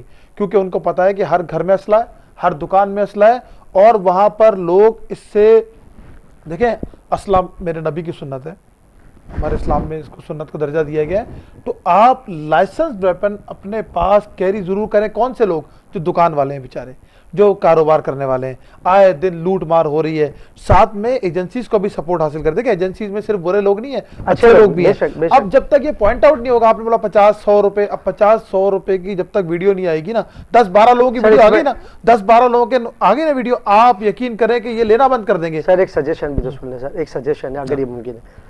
चलो मैं अगर 20,000 रुपये कमा रहा हूँ तो मैं टैक्स भी देना चाह रहा हूँ और मैं लाइसेंस भी बनवाना चाह रहा हूँ, तो कोई गवर्नमेंट में अगर आप जाएं तो ऐसी सजेशन है कि हमें किस्तें कर दें कम अज़ कम। भाई मैं तो देना चाह रहा हूँ, मैं लेकिन अफोर्ड नहीं कर सकता 20,000 में मैं 1,500 रुपये यहाँ पे दे दूँ, 500 रुपये वहाँ दे दूँ, तो कुछ देखिए बड़ा आदमी तो पैसे खा जाता है, लोन माफ़ करा देता, छोटा आदमी तो कभी भी नहीं खाता। तो ये एक सजेशन है, एक आपसे रिक्वेस्ट है कि अगर कोई टैक्स देना चाह रहा है, वो बिल्कुल देना चाह रहा है, उसे क्या ज़रूरत है, लेकिन उसके पास इतने पैसे नहीं है, तो उसको कोई ऐसा सिस्टम हो जाए कि वो किस्तों में दे दे, 6 महीने में दे दे, 3 महीने में दे, वो आपके पैसे कहीं नहीं जाएंगे, वो दे के जाएगा, वरना पुलिस वही रोक लेगी। तो इसका थोड़ा सा सजेशन है, इसको देख लें। का इशू है इंशाल्लाह। हाँ ये देखेगा। अच्छा फिर हम आते हैं आपको, अगर मैं आपसे कोई इतनी माशाल्लाह ज़बरदस्त आप खूबसूरत बातें कर रहे हो, लीडर समझ के मैं आपसे बात कर रहा हूँ, कराची के अगर मैं 3 बड़े मसले कहूँ तो क्या कौन से हैं, बल्कि पाकिस्तान के भी बताइएगा। पाकिस्तान का सबसे बड़ा मसला है, पाकिस्तान का सबसे बड़ा मसला, हर आदमी उसको एग्री करता है लेकिन उसको अमल नहीं करता है। Right man for the right job नहीं है। जो जिस डिपार्टमेंट का काम है वो डिपार्टमेंट नहीं कर रहा है। सबसे बड़ा मसला पाकिस्तान में ये है कि सही आदमी सही जगह पे नहीं बैठा हुआ। दूसरा पाकिस्तान, ये वन लाइनर इशू है पाकिस्तान का, ठीक है। दूसरा सबसे बड़ा मसला ये है कि पूरी दुनिया में जिन लोगों ने भी, जिन ममालिक ने भी तरक्की की, एक तो वो तालीमी सिस्टम एक है, 50 सिस्टम नहीं है। जबरदस्त। तालीम में धंधा भी नहीं है उधर। हमारे यहाँ तालीम एक धंधा है। मेरा बच्चा अगर अच्छे स्कूल नहीं जा रहा तो मुझे अच्छे निगाह से मेरे रिश्तेदार भी नहीं देखते, पड़ोसी भी नहीं देखता, ठीक है। और दूसरे बच्चों को उसकी माँ बोलती है कि बेटा इस बच्चे के साथ दूर रहना, इसका स्कूल ही वही है, इसका स्कूल दूसरा है। तो हमें स्कूल ऑफ थॉट ठीक करना पड़ेगा, स्कूलिंग सिस्टम एक करना पड़ेगा अगर पाकिस्तान को तरक्की करनी है। दूसरा काम हमको ये करना पड़ेगा, देखो मैं पूरी दुनिया में लोगों को कोई टेंशन नहीं है। 90 साल की उम्र है, 100 साल की उम्र है, 80 साल की उम्र है, वो बुढ़िया तक वॉक कर रही है, बूढ़े आदमी तक वॉक कर रहे हैं, तो भाई हमारे आदमी 60 साल में चला जाता है, 50 साल में चला जाता है। हार्ट अटैक लड़कों को हार्ट अटैक हो रहा है, लड़कों को हार्ट अटैक हो रहा है, ब्लड प्रेशर हो रहा है। क्यों हो रहा है? वो अपने ऊपर टेंशन ले रहे हैं। पूरी दुनिया के अंदर उनके पास कोई इस तरह की चीज़ नहीं है कि वो अपने वालिदैन, हमारे यहाँ क्या होता है, एक बच्चा पैसे जमा करता है, थोड़े से पैसे घर में होने चाहिए, वालिद वालदा बीमार हो सकते हैं, ठीक है, बहन की शादी, फलानी शादी, इन चीज़ों के लिए हमको पैसे जमा करना। दुनिया में ये नहीं है। दुनिया में हेल्थ का डिपार्टमेंट फ्री है, वेलफेयर स्टेट है, उन्होंने हेल्थ अपना फ्री किया हुआ है। हम अपने नौजवान को इस चीज़ से फ्री करें। हमारा नौजवान आज भी क्या सोच रहा है कि जी सरजानी से डिफेंस का शॉर्टकट गया, और दुनिया का नौजवान क्या सोच रहा है कि हमको तरक्की कैसे करनी है, आईटी के सेक्टर में कैसे, उनको वो सोच रहे हैं सैयारे पे कैसे जाना है। हम सोच रहे हैं डिफेंस का, इसका शॉर्टकट कौन सा होगा, कहाँ गड्ढा नहीं होगा, कहाँ ये होगा। तो ये चीज़ें हमसे हमको बाहर निकलना पड़ेगा। पहला, एजुकेशन में बिजनेस नहीं करना है। दूसरा, सेहत में बिजनेस नहीं करना है। तीसरा, पॉलिटिक्स को खिदमत के तौर पे करना है। मैं भी पॉलिटिक्स में आया हूँ। अगर आपने मुझसे पहला सवाल किया था कि पॉलिटिक्स में क्यों है, तो मैं आपको बता देता हूँ। ये पिछले 8 महीने में आपके और मेरे पैसे आधे रह गए। फर्ज करें आपके पास 1 करोड़ रुपए तो 50 लाख रह गए, मेरे पास अगर 10 करोड़ रुपए तो 5 करोड़ रुपए रह गए। मेरी बीवी ने मुझे बोला जी अब हम क्या करेंगे, क्या होगा, बच्चों का क्या होगा, तो ऐसा करते हैं, हमारे रिश्तेदार 2-4 बाहर हैं, चलते हैं बाहर। तो मैंने बोला देखो भाई, मेरे पे 2 ऑप्शन थे, या तो मैं मुंह छुपा के भाग जाता, या मैं लड़ने के लिए मैदान में आ गया। मैंने अब फैसला किया मैं लड़ने के लिए मैदान में आऊँगा। देखो हम लोग राजपूत लोग हैं, आप लोग मेमन लोग हैं, और मेमनों की तो मैंने देखा है कि उन्होंने बहुत चीज़ों को डेवलप किया। हम लोग भी, मैंने खुद ज़ाती तौर पे फैसला किया कि अब मुझे इन हालात से लड़ने के लिए मैदान में आना है। मेरे बच्चे, कल को मेरा बच्चा 11 साल का है, वो बोलेगा देखो मेरे वाले साहब बहुत अच्छी बातें करते थे, बहुत लोगों को कायल कर लिया करते थे, लेकिन जब उनसे अमली सियासत का वक्त आया तो कंबल ओढ़ के सो गए कि जी मेरा सियासत से ताल्लुक़ नहीं है। और उसके बाद जब पाकिस्तान में बुरा वक्त आया तो पाकिस्तान से अपना माल लपेटा और भाग गए। मेरे वालिद साहब का इंतकाल हुआ 2010 में 21वीं शब को, तो मेरे वालिद साहब के जनाजे में 6-8 हज़ार लोग थे। खुदा न खास्ता मैं आज इंतकाल कर जाता हूँ कनाडा के अंदर, तो मेरे बच्चे को 4 आदमी जनाजे के लिए नहीं मिलेंगे। तो I am a patriotic Pakistani, इसी मिट्टी में मैंने दफन होना है, इसी मिट्टी से खाना है, इसी मिट्टी को आगे लेके जाना है। मैं अपने बच्चों को मुंह दिखाने के लिए, अपनी आगे आने वाली नस्ल को मुंह दिखाने के लिए इन हालात से लड़ने के लिए रोड पे उतरा हूँ। और मैं तमाम ताजिर भाइयों से गुजारिश करूंगा कि तमाम को अमली सियासत में आना पड़ेगा, और मैं इंशाल्लाह सबको कायल करके लेकर आऊँगा। मेरी तमाम लीडर से बात हुई, मेरी अतीक मीर साहब से बात हुई, मेरी रिजवान इरफान साहब से बात हुई, मेरी अम्माद पूनावाला, हकीम शाह, जमाल सेठी साहब, जावेद शम्स, जावेद सिद्दीकी, अपना मुजाहिद, जितने भी ताजर लीडर हैं, इधर इलियास मेमन साहब, जितने भी हमारे लीडर हैं, अपने अब मजीद मेमन साहब नाराज़ हैं कि तुमने एक ऐसी पार्टी ज्वाइन की जिसने नुकसान बहुत पहुंचाया। मैंने कहा देखें, मैं अगर वहाँ जाके कराची की खिदमत कर लूँगा तो इसमें क्या एतराज़ है। हमारी जो कम्युनिटी है, देखें जिस कम्युनिटी, इस इलाके का अगर एसएचओ होगा ना, आपका भाई अगर इस अपने इलाके का एसएचओ होगा ना, तो लोग भी डरेंगे कि यार ये बता देगा मेरे घर आके, और वो भी डरेगा पैसे लेते हुए कि यार मैंने रिश्वत ले रहा हूँ, मेरे तो इज्जत नहीं रहेगी। तो मकामी लोगों को जब तक मौका नहीं दिया जाएगा, मकामी आबादी को मौका नहीं दिया जाएगा, मकामी लोगों को मौका नहीं दिया जाएगा, तो वो आपके लिए एक मुसीबत का बाइस बनेगा, एक सिविल नाफरमानी का बाइस बनेगा। बेसिकली जो फ्रूट बायकॉट था एक तरह की तो सिविल नाफरमानी है ना, गवर्नमेंट फेल हो गई, पब्लिक ने बोला जी फ्रूट नहीं खाएंगे, तो अल्लाह पाक का दी हुई नेमत है, उसके बाद हम ये बात कर रहे हैं। अब हमारे साथ तो इस वक्त वो काम किया गया है। मैं एक बात और आगे कर लेता हूँ, मेरे लीडर नाराज ना हो, मैं बहुत इज्जत करता हूँ इमरान खान साहब की, बल्कि उनकी क्या, मैं सारे लीडर्स की इज्जत करता हूँ। 14 सीटें इस शहर ने उस शख्स को दी, और अल्ताफ हुसैन के बाद उनको सबसे ज़्यादा जो है वो सपोर्ट मिली। उनको तो शहर को चूमना चाहिए था। एक रात वो शख्स यहाँ पर आके नहीं सोया। 1 लाख नौकरियों की बात हुई, 3.5 साल आपको मिले, कितनी बनती? 70,000। 70,000 में अगर 10% दिए, खान साहब मैं हाथ जोड़ लूंगा आपके आगे। ऐसा ही 50 लाख घर का बोला, 3.5 साल में बनते हैं 35 लाख घर, 3.5 लाख घर दिए तो मैं फिर हाथ जोड़ लेता हूँ। डिसैलिनेशन प्लांट की बात की, मुझे जाके दिखा दें कहाँ दिया कराची में, मैं फिर हाथ जोड़ लूंगा आपके आगे। आपने मास ट्रांजिट मंसूबे का बोला, आप तो जो मास ट्रांजिट मंसूबा पिछली हुकूमत का तैयार किया हुआ था उस पर एक बस भी न चला सके। आपने नई सनतों की बात की, आप तो पुरानी सनत को भी लेके डूब गए। और दूसरी चीज ये कि हमारी सबसे ताकतवर जमीन बलूचिस्तान की है। मैं तो शुरू से एक बात बोल रहा हूँ, हम हैं क्या? हम एक ज़राई मुल्क है। हम तो किताबों में पढ़ते थे हम ज़राई मुल्क हैं, और ज़राई मुल्क है तो हमने ज़रात पर तवज्जो क्यों नहीं दी? आज ज़राई मुल्क के पास आज गंदम नहीं है, ज़राई मुल्क के पास आज कपास नहीं है, ज़राई मुल्क के पास आज वो चीज़ें नहीं जो आम आदमी के इस्तेमाल की चीज़ें। हम एक ज़राई मुल्क होने के बावजूद कितना पीछे चले गए, हमें आप कितना पीछे ले गए, और आपके साथ जो लोग थे वो भी कितना पीछे ले गए। मैं सारी गवर्नमेंट को बोलूँगा, लेकिन आज हम बिजनेसमैन को आगे आना पड़ेगा, वरना हमारी जगहें वो लोग लेंगे जिन्होंने इस मुल्क को आज तक यहाँ पहुँचाया है। फैजान भाई, जो इतने आपने कहा कि ताजिर बिरादरी से बात की, तो हमारे मेमनों में तो अक्सर ये बोलते हैं कि मतलब ये भी कहते हैं कि यार हमारा सियासत से कोई ताल्लुक नहीं, भाई आपको पैसे चाहे पैसे ले लो, चैरिटी करनी चैरिटी करो, सियासत से डरते हैं। आपको क्या रिस्पॉन्स आ रहा है? क्योंकि आप बड़े ज़बरदस्त तरीके से लोगों को कन्विंस करने में, मैं देख रहा हूँ कि बड़ा अच्छा कन्विंस करने का आपको ये कमाल हासिल है, तो आपको क्या जवाब मिला, कैसा रिस्पॉन्स मिला? कराची चैम्बर में मैंने जिस शख्स को फॉलो किया उसका नाम सिराज कासिम तिली साहब है। सिराज कासिम तिली साहब बहुत खरी बात किया करते थे। बिल्कुल सही। अल्लाह पाक मरूम को मग़फ़िरत फरमाए, गरीक़ रहमत करे। और उनका एक क्लिप है मेरे पास, मैं आपको भेजूँगा। 2020 के अंदर उनके इंतकाल से थोड़ा अर्सा पहले उन्होंने कहा अब हमें भी सियासत करनी पड़ेगी, और अब हमें वो जमातें चुननी पड़ेंगी जो शहर की जमातें हैं। तो उनकी बात को आगे बढ़ाते हैं, वो एक निडर लीडर था, ठीक है। उसके साथ आप लोगों के पास मेमन कम्युनिटी में अकील करीम डैडी साहब हैं, आरिफ हबीब साहब हैं, इस तरह बड़े बड़े लीडर्स मेमन कम्युनिटी में आप नाम लेते जाएं और गिनते जाएं। हफीज़ अजीज़ साहब, अपना अबू बकर शेखानी थे, और उसके बाद मोहसिन शेखानी थे। अच्छा, हफीज़ भाई के लिए मैं एक बात बोलूँगा। हफीज़ भाई को मैं काफ़ी अर्से से जानता हूँ, और हफीज़ भाई के लिए मैंने बहुत सारी चीज़ें देखी। हफीज़ अजीज़ को जो मैंने काम कभी भी कोई किसी काम के लिए बोला, रात 3 बज रहे हैं 4 बज रहे हैं, वो शख्स कभी भी रात दिन नहीं देखता है। और हफीज़ अजीज़ ग्राउंड का आदमी है। हफीज़ अजीज़ को कौन नहीं जानता? मेरे ख्याल से लॉ एंड ऑर्डर कमेटी उससे अच्छी किसी ने नहीं चलाई, और उसके बाद भी इस वक्त वो एक लॉ एंड ऑर्डर कमेटी चला रहे हैं। तो हफीज़ अजीज़ साहब के लिए तो इस आपकी कम्युनिटी में बहुत सारे जो लीडर्स हैं और जो निडर लोग हैं, उनमें एक निडर जो है वो हफीज़ अजीज़ भी है, बेशक, और ग्राउंड का आदमी है। ग्राउंड का हर आदमी हफीज़ भाई की तारीफ़ कर देता मिलेगा आपको, मैं नहीं। अच्छा, मेरे अख्तलाफात कराची चैम्बर से रहे, लेकिन उसको भी न्यूट्रलाइज़ करने में हफीज़ अजीज़ का किरदार है, और उन्होंने बहुत अच्छे तरीके से हमेशा किरदार अदा किया। जब भी मेरी कराची चैम्बर से किसी भी मसले में, किसी भी चीज़ में थोड़ी भी कोई मेरी ऐसी ग्रेवेंसेस होती थी, तो हफीज़ भाई आगे बढ़ के उन चीज़ों को बहुत तरीके से मैनेज करते थे। इसके साथ मैं मजीद मेमन साहब का नाम भूल गया हूँ, मेरे बुज़ुर्ग हैं, बड़े हैं, बल्कि वो मैं उनसे मशवरे भी लेता हूँ, राय भी लेता हूँ, और मैं उनसे कभी कभी लड़ाई भी कर लेता हूँ।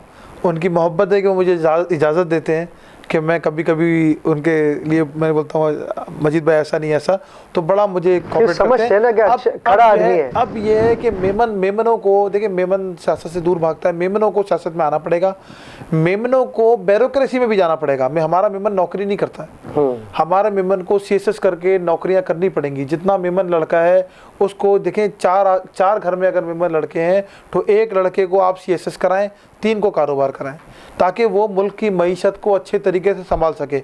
मैं मेमनों के दिमाग का कायल हूँ, ये नहीं कि मैं आपके TV चैनल पर बैठा हूँ, मैंने मेमनों से बहुत सीखा है। मैं शुरू में जिस जमात के साथ लगा रहा वो भी मेमन रहे, बाद में भी मेमन रहे, बल्कि मेरा हर दूसरा आदमी मेरे साथ जो दोस्ती है, जिसके साथ मैं बात करता हूँ, जिससे मैं मशवरे लेता हूँ, तो वो हमारे मेमन यानी आपकी केमिस्ट्री मैच हो जाती है मेमन बिल्कुल। वो देखें मेमन, मैं आपके TV की वजह से नहीं, आप मेरे उठा के देख लें, मेरे साथ जितने जानने वाले हैं वो सारे मेमन कम्युनिटी से ताल्लुक़ है, और मैं उनसे मशवरे भी लेता हूँ। और मशवरों में, बात करने में, बिज़नेस में, और एक बात है कि धंधा करने में इनसे बड़ा कोई सिस्टम नहीं है। और हमारे मुल्क को इस वक्त धंधे की ज़रूरत है, हमारे मुल्क को काम की ज़रूरत है, हमारे मुल्क को कारोबार की ज़रूरत है, हमारे मुल्क को उन अक्लमंद लोगों की ज़रूरत है जो इस मुल्क को चला के आगे की तरफ लेके जाएं। तो मेमन कम्युनिटी से मैं बेहतर कोई चीज़ नहीं समझता कि मेमनों को आगे आना पड़ेगा, मेमनों को इस मुल्क को भागदौड़ संभालनी पड़ेगी। और ख़ास कर कराची के अंदर मेमन लीडर्स को, बहुत बड़े बड़े नाम है, उनको अपने कारोबार छोड़ के, देखें ये मुल्क है तो ये कारोबार है, ये मुल्क है तो पिज़्ज़ा पॉइंट है, ये मुल्क है तो मेरा अपना बिल्डर भी हूँ, ये मुल्क है तो कराची रेस्टोरेंट भी है, ये मुल्क है तो कराची चैम्बर भी है। इस मुल्क के लिए कुर्बानी देनी पड़ेगी। और क्या आप इससे वर्किंग कर रहे हैं? आपकी नज़र में कुछ ऐसे लोग हैं, आपने कोई ऐसा नक्शा बनाया, मैप बनाया कि इस रूट से हम जाएंगे और मेमनों तक या गुजराती तक, या जो वो लोग जो नहीं आते सियासत में, ऐसे कोई आपकी प्लानिंग चल रही है? मेरे पास ऐसे बहुत सारे नाम हैं आपके यहाँ से जो अच्छे और बड़े लीडर हैं। मैं एक नाम और भूल गया, हमारे वो जो अफजल चामडिया साहब हैं, हाँ। उनका नाम मैं भूल गया, और वो मैं उसको एक लीडर मानता हूँ, मेरा लीडर है वो। और क्योंकि मैंने उनके साथ एक इलेक्शन में सिराज कासिम तेली के अगेंस्ट एक इलेक्शन लड़ने की भी, फिर उसके बाद वो सेटलमेंट हो गई। और बहुत सारे काफ़ी सारे नाम आप गिनते चले जाए हैं, वो गिनते चले जाएं, और बहुत सारे नाम है, मुजम्मिल चैपल है, फलाना है, रऊफ़ इब्राहिम साहब हैं। रऊफ़ इब्राहिम भी हमारे अच्छे दोस्त हैं, भाई हैं हमारे, बल्कि वो हमारे बुजुर्ग हैं। और मेमनों में देखिए एक बात तो है कि मेमनों में खुद के सियासतदान आए हैं ना, जैसे अगर आप देखें फारूक सत्तार साहब को देखें, अजीज़ मेमन साहब को देखें, फिर मिफ्ता इस्माइल साहब भी मेमन है जो एक बड़े मनसब पे गए, वो इस वक्त तो दूसरा मामला थे। लेकिन मेमन कासिम तेली अगर सियासत में आ जाता तो नक्शा कुछ और होता, अकील करीम डटी आया था कुछ और होता, आरिफ हबीब साहब आते कुछ नक्शा कुछ और होता, अफजल चामडी आता नक्शा कुछ और होता। इस तरह के बहुत से ऐसे लीडर हैं। अच्छा, आपने जिनका नाम लिया मैं उनकी भी इज्जत करता हूँ, लेकिन वो सियासी हो गए। हमें सियासत में जाके सियासी नहीं होना। देखिए 2 तरह के सियासी हैं। सियासत क्या है? उलझी हुई गुत्थी को सुलझाना। हमारे यहाँ सियासत धंधा है, हमारे यहाँ सियासत मुनाफकत है, हमारे यहाँ सियासत एक डिफरेंट ट्रेंड पे चली गई है। इसको तब्दील होने की जरूरत, तब्दील स्टेट हो जाए। हाँ, स्टेट हमें पाकिस्तान के लिए स्टेट होना पड़ेगा। आप दुनिया के किसी मुल्क में चले जाएं, वो लोग अपने मुल्क के लिए ना वो कॉम्प्रोमाइज़ नहीं करते। उनकी सीट चली जाए, उनका सब कुछ चला जाए, उनका घर चला जाए, उनके बाल बच्चे नाराज हो जाए, वो अपने मुल्क के लिए कॉम्प्रोमाइज़ नहीं करते। एक रेड लाइन होती है, इससे आगे नहीं जा सकते। हम अपने देखिए सर, आपके पास देखे बहुत बात करने के लिए बहुत खुश है। मैं खुद बहुत सारे सवाल भी कर सकता हूँ, मेरे पास लिखे हुए भी बहुत सारे सवाल हैं, लेकिन एक टाइम फ्रेम में रहना पड़ेगा। एक बात तो ये है कि देखिए, जब अगर आप एक जमात की बात करें, वो आई कोटा सिस्टम पे, कोटा सिस्टम के ख़िलाफ़, और वो कुछ ना कर सकी। आपकी जमात भी है, वो भी। कोटा सिस्टम को क्या समझते हैं, कब ख़त्म होगा? अगर आप मेमनों की बात करें या उर्दू स्पीकिंग की बात, किसी भी कराची वाले की बात करें, तो वो तो पेपर में, न्यूज़पेपर में लिखा होता है कि यहाँ से अगर आपका एफिड वो है तो आप आएंगे। कोटा सिस्टम की साइंस समझे जी। कोटा सिस्टम का रेशो है 60-40 का। इसके अंदर एक रेशो है मेरिट का। हम उस मेरिट को भी निगलेक्ट करते हैं अपने सियासी झगड़ों की वजह से, और उस 40% को निगलेक्ट कर रहे हैं जो हमारा होना चाहिए।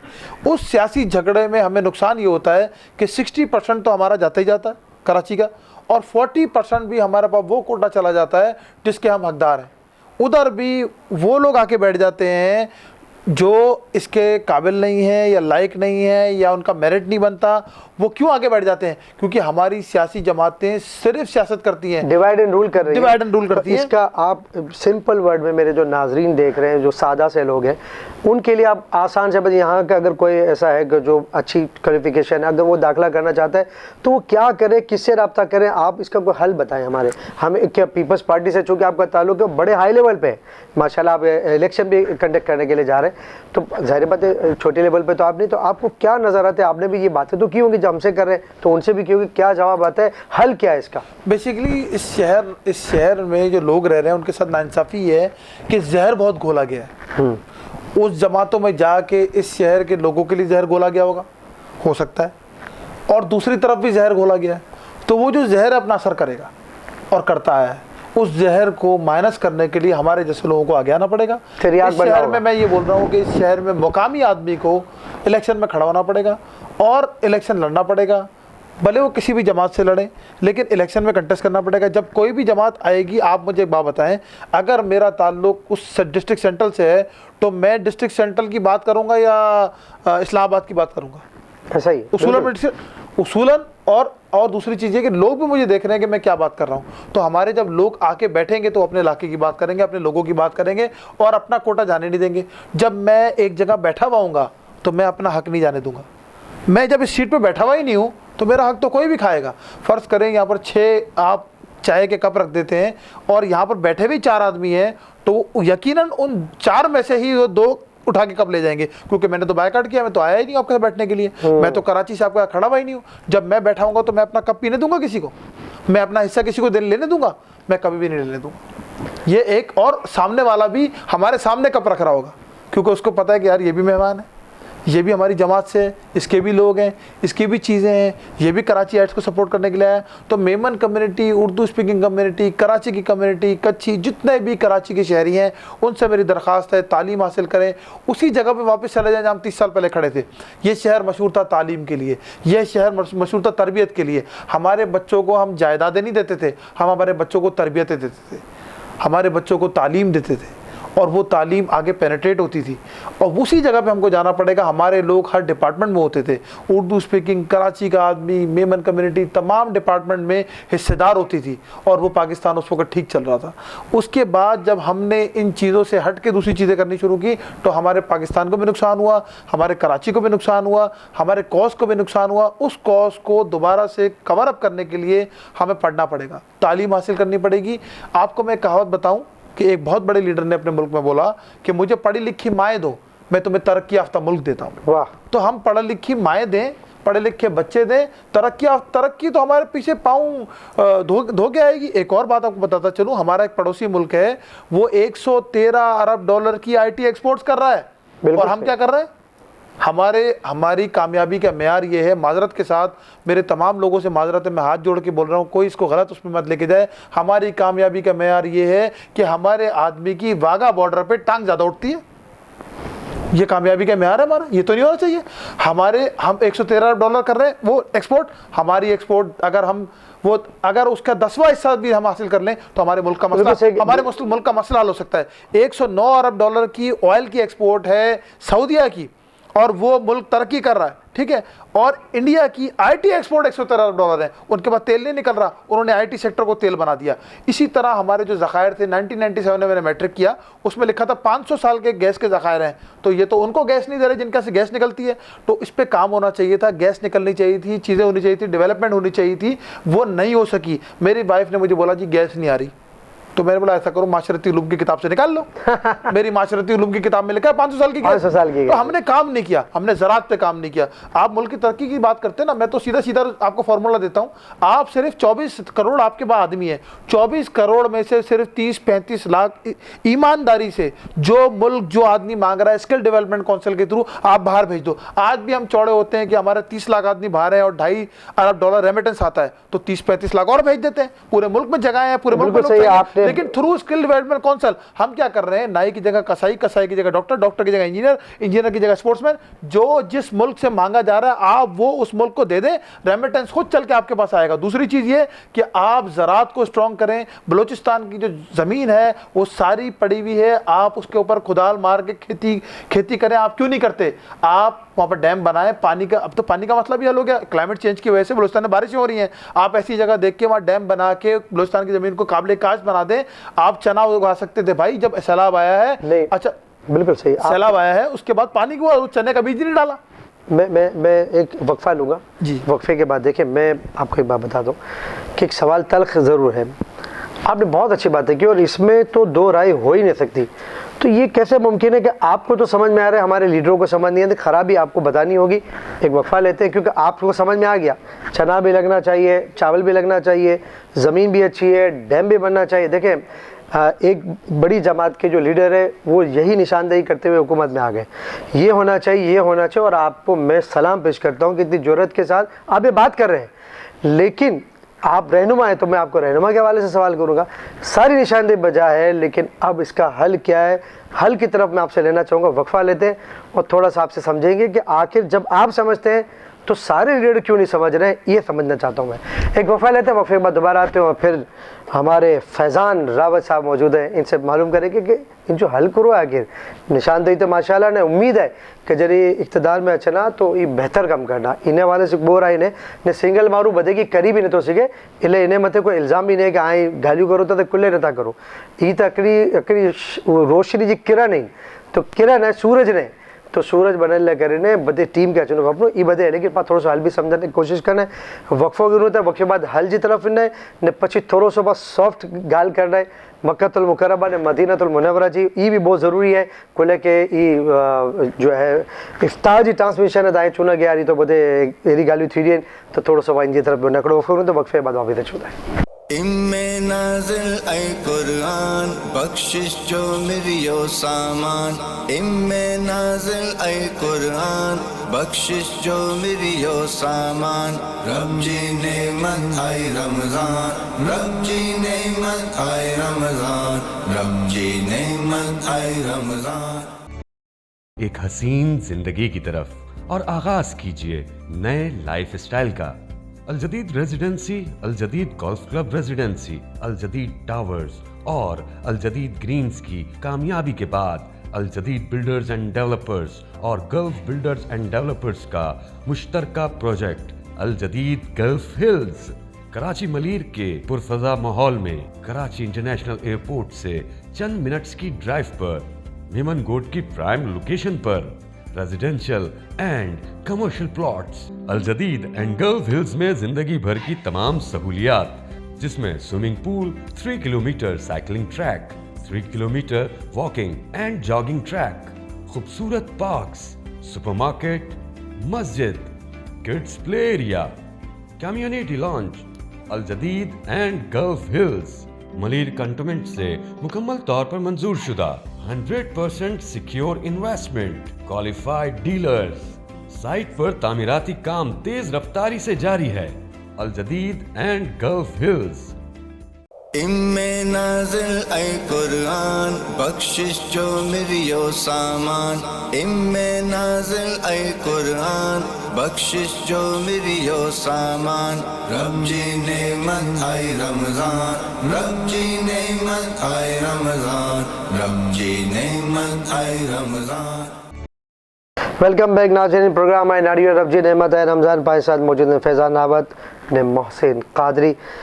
सर जी बहुत ज़बरदस्त बात की आपने, थोड़ा सा ये बता दें कि ये सारे मसाइल तो हम पहले दिन से आज तक सुनते आए हैं, समझते आए हैं। आप चूँकि रहनुमा हैं, आपके बड़े लेवल पे बात होती है, हल क्या है? सिर्फ इलेक्शन ही इसका हल है या और कोई भी इसका हल है? देखें ये तो बात नीयत की खराबी, ये बातें आप सुन रहे हैं, बिल्कुल नीयत की खराबी है। ये बातें आप 50 साल से सुन रहे हैं, बिल्कुल सही पहले सुन रहे हैं। थोड़ी सी मेरी बात 500 साल की गैस बिल्कुल आपको मैं अब आपको बड़ी मज़े की बात बताने वाला हूँ। 1947 में पाकिस्तान बना था। In 1956 Firoz Khan Noon was the 7th prime minister of Pakistan. Pakistan को बने हुए 9 साल हुए थे और 7वां प्राइम मिनिस्टर चला रहा था। एक तो हम लोग चलने किसी को देते ही नहीं है, तू भी उतर जा, तू भी उतर जा, तू भी उतर जा। हमारी कौम है ढोल बजाती है। अयूब आया ढोल बजाया, अयूब गया ढोल बजाया, भुट्टो आया ढोल बजाया, भुट्टो गया ढोल बजाया, भुट्टो के बाद जो आया ढोल बजाया। उसका आज तक ये नवाज शरीफ आया ढोल बजाया, बेनज़ीर गई ढोल बजाया, बेनज़ीर आई ढोल बजाया। हमारी कौम ने सिर्फ ढोल बजाने और मिठाई खिलाने के अलावा कुछ नहीं किया है। किसी को भी 5 साल पूरे नहीं करने दिए। जैसे कोई आदमी आगे बैठता है उसको उतारने के लिए साजिश शुरू हो जाती है। इधर सब लोग तरक्की करना चाहते हैं, सब लोग पाकिस्तान का भला करना चाहते हैं, मैंने मान लिया, लेकिन सब कह रहे हैं झंडा मैं पकड़ूंगा, जबकि दुनिया में ऐसा नहीं है। दुनिया में एक पॉलिसी बनती है, उस पॉलिसी को तमाम लीडर फॉलो करते हैं। इधर इधर नई नई होशियारी है कि मैं लीडर हूँ, मेरी पॉलिसी है, मेरा झंडा है, आओ मेरे पीछे। अरे भाई, पाकिस्तान की तरक्की के लिए झंडा कोई भी पकड़ ले, मैं बोलता हूँ मेरा दुश्मन भी झंडा उठा ले पाकिस्तान की तरक्की के लिए, मैं बोलूँ नहीं यार, ये जिस सिम जा रहा है इसके पीछे खड़े हो जाए। मैं आज भी इमरान खान साहब के लिए एक बात बोलता हूँ, बहुत तल्ख बात है, हो सकता है आप चला भी ना सको। मैं बोलता हूँ इमरान खान साहब जो काम कर रहे हैं, सिर्फ एक काम जो इमरान खान साहब इस वक्त कर रहे हैं, उसमें मैं समझता हूँ कि पाकिस्तान के बच्चों की भलाई है। लेकिन उस काम के बाद इमरान खान साहब जो इनिंग खेल रहे हैं, उसमें दो काम होंगे, या तो पाकिस्तान जीतेगा या पाकिस्तान हारेगा।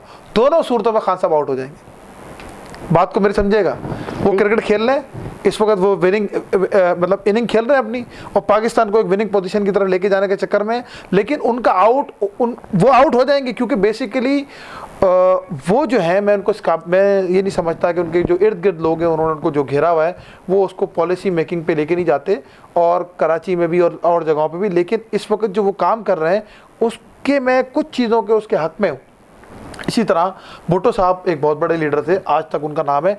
इसी तरह मैं दूसरी जमातों के जो लीडर हैं, तमाम की तारीफ़ करता हूँ। देखिए, कोई आदमी 100% नहीं हो सकता, हमें एक दूसरे के लिए गुंजाइश पैदा करनी पड़ेगी, एक दूसरे को साथ लेके चलना पड़ेगा। मतलब अगर कोई सिंध से जीती हुई जमात है और कोई फेडरल से जीती हुई जमात है, तो खान साहब को तो चाहिए था सिंध गवर्नमेंट को अपने साथ शामिल कर लेते कि जी बात सुनो, तुम भले जो भी हो, लेकिन अगर तुम पाकिस्तान के लिए काम करना चाहते हो, I am with you. Bilawal साहब ने तो उनको ऑफ़र की थी जीतने के बाद ही, अपना आसिफ जरदारी साहब ने ऑफ़र की कि जी आप हम पाकिस्तान की तरक्की और मईशत के लिए आपके साथ खड़े होने को तैयार हैं। उन्होंने मना कर दिया कि जी मैं नहीं बैठना चाहता। उन्होंने जो पिछले 4 महीने में पाकिस्तान को, इस वक्त पाकिस्तान जिस पोजीशन में है, उसमें हमारे तमाम लीडर्स का हाथ है। अगर खान साहब बोलते हैं जी मेरा क्या कसूर है, तो उनका कसूर भी सुनना क्या है। उनका कसूर ये है कि जब पेशावर में ब्लास्ट हुआ, तो उस ब्लास्ट में एपीसी कॉल की गई, all Pakistan parties conference call की गई, और अपेक्स कमेटी की मीटिंग कॉल गई। उन्होंने कहा जी मैं चोरों के साथ नहीं बैठता। अगर वो बैठते और ये कहते जी मैं तुम्हें नहीं मानता, तुम लोग यहाँ चोर हैं, फलाना है, जो भी है, लेकिन पाकिस्तान के लिए मैं बैठ गया हूँ। अभी मैसेज क्या गया है, जिन लोगों ने भी धमाका किया है, मुझे नहीं पता किसने किया है, उनके पास ये मैसेज गया है कि खान साहब उनके साथ हैं, और वो क्लेम करते हैं कि मैं मकबूल तरीन लीडर हूँ।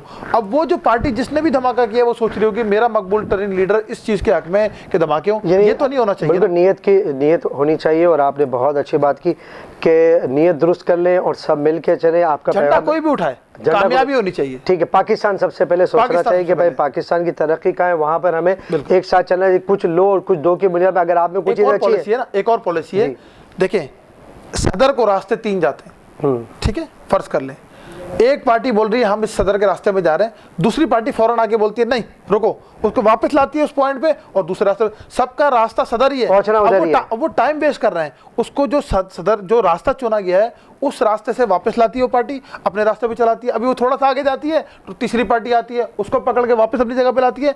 पाकिस्तान वापस बार बार 0 पॉइंट पे आ रहा है और अपनी मंजिल की तरफ नहीं बढ़ रहा। हमारी मंजिल क्या है? जबकि हमारी मंजिल है टेक्नोलॉजी, हमारी मंजिल है टेक्नोलॉजी, हमारी मंजिल है टेक्नोलॉजी। टेक्नोलॉजी हासिल करनी है कि जो मुल्क इस वक्त टेक्नोलॉजी हासिल करेगा, देखें लड़ाई नहीं होने वाली, बॉर्डरों पे लड़ाई नहीं होने वाली, कोई असला, कोई बम, कोई ब्लास्ट काम नहीं आने वाला। सिर्फ क्या काम आएगा? हमारी टेक्नोलॉजी काम आएगी। हमारे यहाँ जो काम हो रहे हैं वो काम आएंगे। इस वक्त जो दौर है वो क्या दौर है? इस वक्त जो दौर है वो आईटी का दौर है। अब आप उसको सुने, इंडिया के भी प्राइम मिनिस्टर को, उसको इनको बेचारे इतने तालीम याफ्ता भी नहीं होंगे, लेकिन वो बात करते हैं आर्टिफिशियल इंटेलिजेंस की, वो बात करते हैं आईटी की, आगे भी अब तो हार्ड टेक्नोलॉजी आ गई। अब तो आपको बम की जरूरत ही नहीं, हार्ड टेक्नोलॉजी आ गई, एक दिन में जलजला क्रिएट कर दिया। अल्लाह पाक अपने पर्दे खोलते चले जा रहे हैं और हम क़यामत की तरफ जाते चले जा रहे हैं। अब बात कोई समझिएगा, बहुत गहरी बात है। जब हमसे कोई ऐसा गैर मुस्लिम पूछता था कि तुम्हारा अल्लाह जो है वो कैसे देख लेता है हम सबको, तो आज अल्लाह पाक ने उसको टेक्नोलॉजी देके बता दिया कि वो अपनी सैटेलाइट से एक एक चीज़ जर्रा जर्रा देख लेते हैं। अल्लाह ने उनको टेक्नोलॉजी दे, बोले देखो तुम देख लेते हैं। इसी तरह वो हमारी आवाज़ सुन सकते हैं। इसी तरह वो क्या, आप एक सेकंड में बात करें व्हाट्सएप के थ्रू, आप वहाँ चले जाते हैं। मैं 1997 के अंदर मैंने मैट्रिक किया, तो मेरे बराबर बच्चा अगर मैं बैठा होता और मुझे बोलता है मैं और तुम अमेरिका में ऐसे बात किया करेंगे, तो मैं बराबर वाले को बोलता है इसको गिद्दू बंदर में जमा कराओ, बेवकूफ़ आदमी। और आज अगर मुझे कोई बोले कि मैं कल तुम्हारे पर उड़ के आऊँगा 1 साल बाद, तो मैं एडमिट कर लूँगा, क्योंकि दुनिया ने इतनी तरक्की कर ली 15 साल साल में अल्लाह पाक अपने पर्दे खोलते चले जा रहे हैं। बेशक अल्लाह ताला ने अपनी जो कायनात खोल के दी और हमें दावत दी है जगह जगह पे कुरान शरीफ में कि तदब्बुर करो तफक्कुर करो। बहुत बहुत शुक्रिया फैज़ान रावत साहब, आपके पास बोलने के लिए बहुत कुछ है, हमारे नाज़रीन के लिए सुनने के लिए बहुत कुछ है, लेकिन एक वक्त की कैद होती है जिसके अंदर रहते हुए हमें करना पड़ता है। हालांकि बहुत कुछ बात की जा सकती है। अभी तो हमने कुछ सॉफ्ट कॉर्नर की तरफ भी जाना था। मैसेज देना चाहूँगा बस। मैसेज मैं आपसे ले रहा हूँ, मैसेज आप देंगे हमारी मेमन टीवी के लिए भी देंगे, हमारे नाज़रीन के लिए भी देंगे। मेमन टीवी इसी तरह काम करता रहे। मेमन टीवी अली गोडिल साहब बहुत अच्छा काम कर रहे हैं। अली गोडिल साहब बहुत अच्छा काम कर रहे हैं। इनके जो सरपरस्त आला हैं वो हमारे दोस्त, वो भी अच्छा काम कर रहे हैं।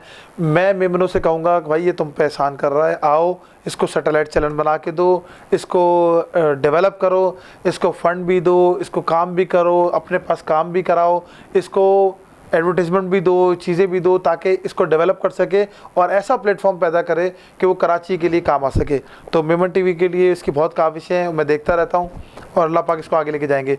दूसरी बात, कराची वालों के लिए मैसेज, बिजनेसमैन कम्युनिटी, कराची वालों के लिए, मेमनों के लिए, पूरे कराची आइट्स के लिए एक मैसेज है। कराची हवा तय करता है किस रुख पे चलेगी। कराची में जो हवा चलती है वो ही तकदीरों के फैसले करती है, वो इस मुल्क के फैसले करती है और वही फैसले करती है कि इक़्तिदार की नशिस्त पे कौन बैठेगा। आप लोग बाहर निकलें और अपने फैसले खुद करें।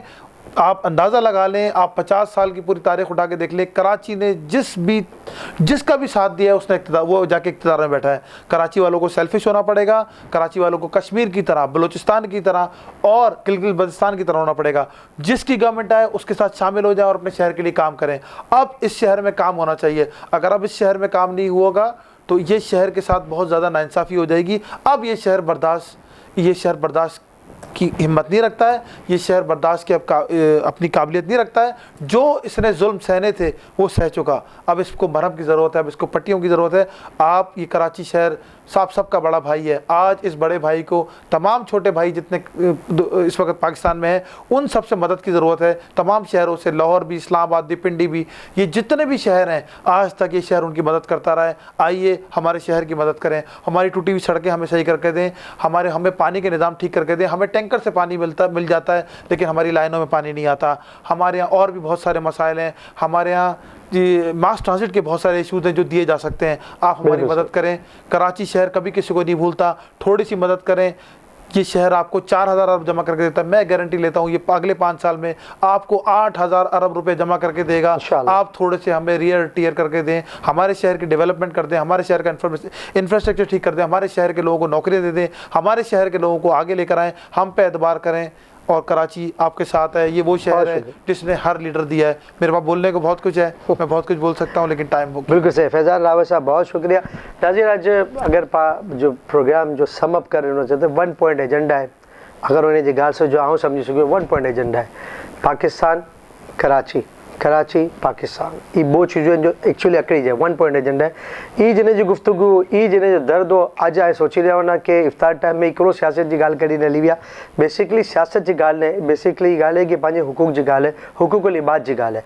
तो ये अगर कोई भी अड़ी गाल करे तो चाहे इन नशिस्त जे मथे ई आवाइन या ॿी को जमात से माण्हू अचे तो असां उनके वेलकम करना है। इन अगर कोई दिमाग में कोई सारी पॉजिटिव थॉट अचे थी, कराची लेकिन अचे थी तो बहुत सारी गाल है, पाकिस्तान में अचे थी बहुत सारी गाल है।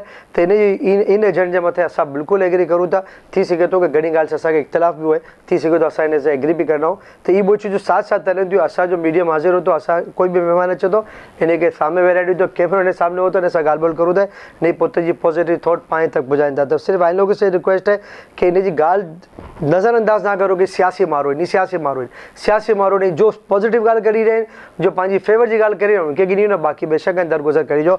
अल्लाह ताला से दुआ है कि अल्लाह ताला पंहिंजो हामी नासिर है, अल्लाह ताला पाए लेकिन आसानी पैदा करे, आसानी तक़सीम करने जो शर्फ अता फरमाए ने। जो भी पंहिंजा हुक्मरान आहिनि, चाहे कोई भी जमात सही को लगे दी मेमन टीवी जो प्लेटफॉर्म हर जमात लेकिन हाजिर है, जो ताल्लुक कोई पर्टिकुलर जमात से नहीं बदे लेकिन हाजिर है। तो जो भी पाकिस्तान लेकिन कम करना चाहते तो मेमन टीवी उनके साथ है। अल्लाह ताला से दुआ है जो पाकिस्तान ने कम करना चाहते इनके लिए आसानी पैदा करे। पोते मेज़बान मोहम्मद अली सवाल आखाना के इजाज़त रब जी नेमत है। रमज़ान सीज़न 3 पंहिंजे साथ मोहसिन कादरी साहब मौजूद है, कलाम पेश करना है। इन्हीं ते पंहिंजो टाइटल स्टार्ट थी। करम मांगता आता मांगता इलाही